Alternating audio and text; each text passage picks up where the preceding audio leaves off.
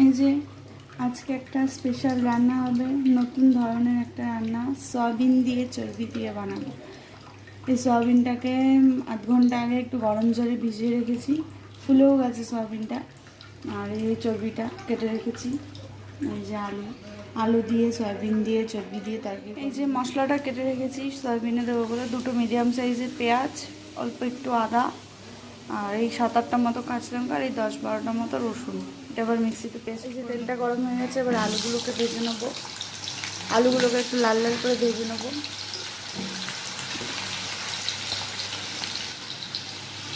একটু নুন দেবো, নুন দিয়ে ভাজবো। এই সয়াবিনটা সেদ্ধ করার পরে এই যে জলগুলো চিপে চিপে ফেলছি, এই যেভাবে জলগুলো একটু চিপে চিপে এই গামলার মধ্যে নিয়ে নেবো। এই যে আলুটা লাল লাল করে ভাজা হয়ে গেছে, এবার তুলে নিই। এই যে আলু ভাজার ওই তেলটার মধ্যে একটু সয়াবিনটাও ভেজে নেবো। সয়াবিনটা এবার একটু সুন্দর করে ভেজে নেবো। সয়াবিনটা না ভাজলে যেন ভালোই লাগে না খেতে। এবার একটু লবণ দিয়ে দিলাম সয়াবিনটার মধ্যে। ভালো করে একটু লাল লাল করে ভেজে নেবো সয়াবিনটা।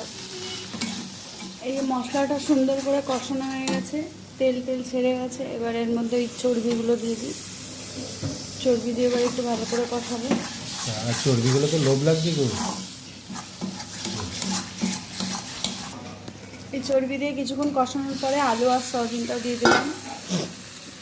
এবার এটা দিয়ে ভালো করে কষাবো। এই 3-4 মিনিট মতো কষিয়ে তারপরে জল দিয়ে দেবো।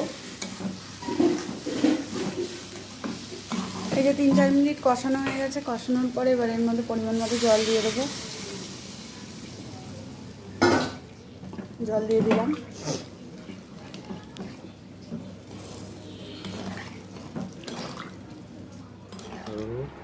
শুরুতেই প্রচন্ড ভয় থাকা একটি কি গো, স্নান না করে বেড়াতে বেড়াতে বসে পড়লে?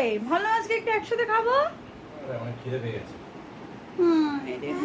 বলে খিদে পেয়ে গেছে। ভালো, স্নানটা করে নি, করে ভাবলাম একসাথে আজকে বসে খাবো। এদিকে দেখি বরমশাই আগেই বসে পড়েছে খেতে। কি জ্বালাতন, কত খিদে পেয়ে গেছে।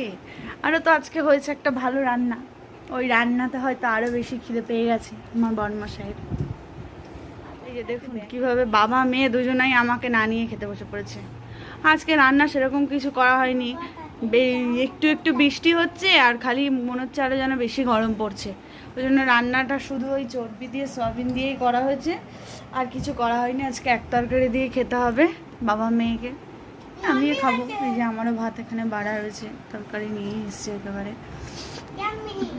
এমনি কেমন হয়েছে গো? ভালো লাগছে? ওরে বাবারে, বলছে বলারই সময় নেই, এত জোরে খিদে পেয়ে গেছে বর মশাইয়ের। আর আমার মেয়ে কোনো ভালো খাবার হলে পরে শুধু ইয়াম্মি ইয়াম্মি আর ইয়াম্মি, ওর আর অন্য কোনো কথা নেই। খাওয়ার ভালো হলেই শুধু ইয়াম্মি, আর অন্য কোনো কমেন্ট নেই আমার মেয়ের, শুধু ইয়াম্মি ইয়াম্মি আর ইয়াম্মি।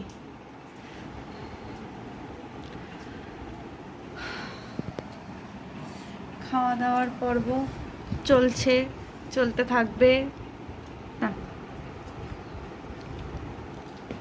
সবাই একসাথেই বলবো, খুব জোর খিদে পেয়ে গেছে, বেলা হয়ে গেছে অনেক, বাজার করতে করতে দেরি হয়ে গেছে, আগেই বসে বললাম।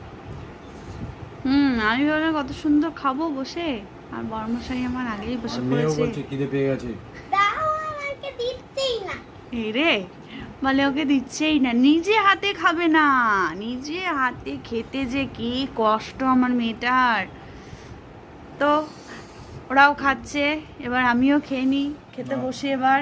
আজকে তো রান্না হওয়ার কথা ছিল চিকেন, কিন্তু সময় হলো না বলে আর করা হলো না।